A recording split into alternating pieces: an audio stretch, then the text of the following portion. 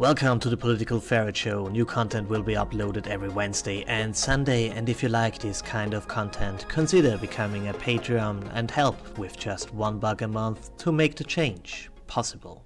If we talk about some theories that somehow out there and the simulation hypothesis, the idea that everything is just a simulation around us is a little bit in this direction, we have to find out why it makes sense that this could be, and we have to talk a little bit about the reasoning behind this. Some other people did better jobs talking about the simulation hypothesis, but what nobody talked about is one of the main reasons why we could do that, and this is pretty much a nursery universe. You see, whenever we start to talk around a society that is post-scarcity, where everybody can have everything, we end up talking about decadency. It's always the same thing. Pretty much the idea is that big cultures who achieved pretty much a lot go down by decadence. Where does it come from? Pretty much because the citizens do not know the hardship of reality anymore, or at least the light does not.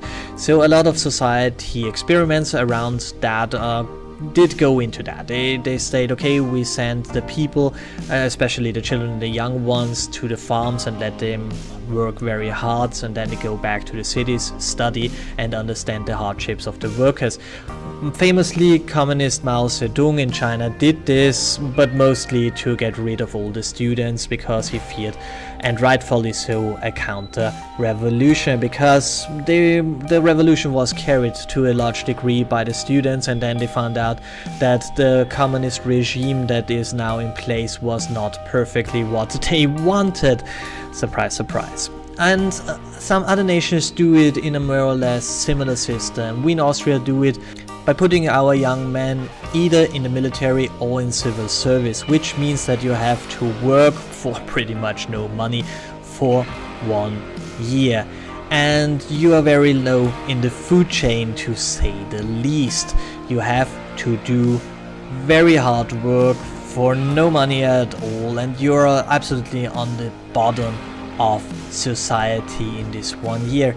And I can say from my point of view, it was a good year. It was a year where I learned humility and where I came in touch with people I would not have come in touch ever. So I think it's not a bad idea. But the obvious downside of this is when people work for around 40 years, let's say that, about 3% of this productivity is gone by this year.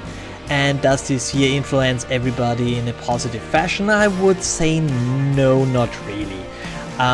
This thing will cost you 3% of your economy, but will not bring a lot of gain. It is more a philosophical, moral thing to say everybody should feel the hardships.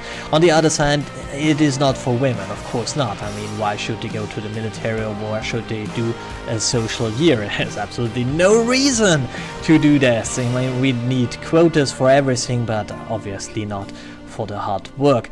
But this is absolutely besides the point. But imagine that you could, like in Matrix, just jump into a simulation and simulate all these things. And we have to talk about this a little bit. If we talk about pretty much the Matrix, the Matrix runs in real time. So if 1 hour is gone in the Matrix, there's 1 hour gone in the real world. In this case, it makes no sense to do this. But if you can run a simulation into the brain of someone faster than in reality, let's say you can live 2 hours in just 1 second, then you can learn, you could do an entire university study in just 1 day, and this would be a good thing. So the whole idea is that if you have this benefit, then it makes sense to do something that we discussed today. But if not, if it runs all in real time, it makes absolutely no sense at all. So the idea is pretty much that you take somebody with, let's say, age 12 or something like that, and then put him to sleep and put him into a machine, and into this machine you simulate a whole lifespan. This could be done in different ways. You could just say you suppress the real memories and implant wrong ones. So in reality, we live in the year 2300 and something, and there are flying cars and so on. But you put the people in a time period where there is struggle, where there are questions, where there are things you have to do, and this is not so easy to live. And the people live there for, I don't know, 20 years, 30 years, perhaps they just say then on their deathbed, oh, I would do so many things differently, and then they wake up and are back in reality. And when they wake up, they have lost some days, perhaps a week of their 12-year-old image, and could live the rest of their life peacefully.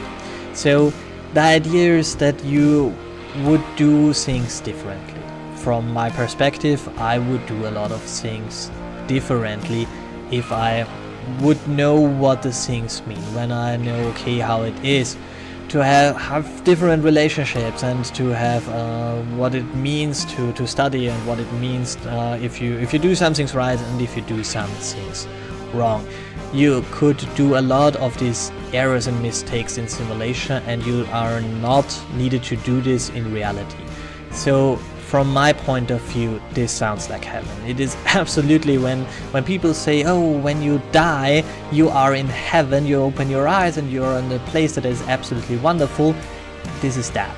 When I think that when I lay on in the far, far future, I hope, in a bed surrounded by all my loved ones, and I say, it was a great life, but I would have done some things differently, and I close my eyes and then I open my eyes, be again 12 years old in a wonderful futuristic society, and then remember my real childhood and what kind of brat I would have become if I had not this experience. And then I go out of this sleep laboratory thingy and be a better man. And the whole planet would do that, and everybody would be a better man. So this is the basic idea. So, but like all ideologies, it comes with a downside that is not as obvious. But again, the idea is pretty much to fight decadence, to show people that they live in a paradise and do not scream and shout about how terrible everything is. They have to understand that they already live in a paradise. This is something that is true right now in the West. We are the paradise. This is the reason why everybody wants to go over to us. And there are people inside who say it is terrible, it is wow, so terrible. And it is absolutely not. If you would put these people and send them to Africa for some months, they would come back and understand how good it is over here. And this is the idea, to do pretty much that. So there are some obvious questions when you after this, and when you start to think about this, there are some obvious questions. Why not stay there? Why not just say, okay, I could live an endless life in a simulated utopia? Why not stay there? Why not stay inside of this whole system? And this is an important question. It leads pretty much to transhumanism and mind uploading questions and so on. We will not discuss it to this very moment, but this is one of the essential questions. The next thing is, what about trauma? When I die with, I don't know, 70, 80, and then I open my eyes and I'm 12 again, yes, I would then say, okay, I would do so many things differently. But what is with the trauma to understand that your children never existed, that they all were just a simulation? I think this would be serious trauma for people, especially when they now pull me out of the system and say, okay, program is over. And I know that I would never see my child anymore. I don't know how to survive this trauma, especially when you're in reality 12 years old. So this is a serious question. This next thing is about moral and ethics. Is it morally or ethically to just take people, put them into the simulation, put them into hardships, and, as I said before, traumatize them inside the simulation, and then when I plug them out, is this morally, is this ethically, do I have to ask the people to do that?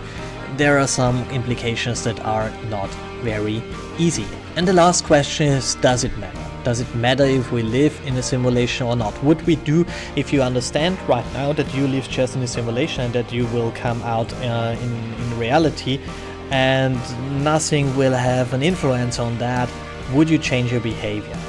And I think most people would not, but I think this is a thing that we should discuss in the comment section. What do you think? Would you change your behavior if you notice this is just a simulation? And what about things, could you be plucked out of the simulation and face consequences for the things that you did within the simulation? That they say, okay, you have now a grade A, B, F, and when you have a grade F in your simulation, because this is like school pretty much, you can't do very good jobs because then you are unstable or something like this. If you are in the simulation the new Hitler, nobody would want to hire you or something like this. So I think also with consequences, even if this is all the simulation, it makes sense for the people for the people outside to analyze what you did in the simulation and take this over into the real world. So I think that it would also matter if this is just a simulation, so it makes just sense to be as good as possible. So this is my take on the nursery universe, on the idea that we could put our children in a simulation and make better people out of that.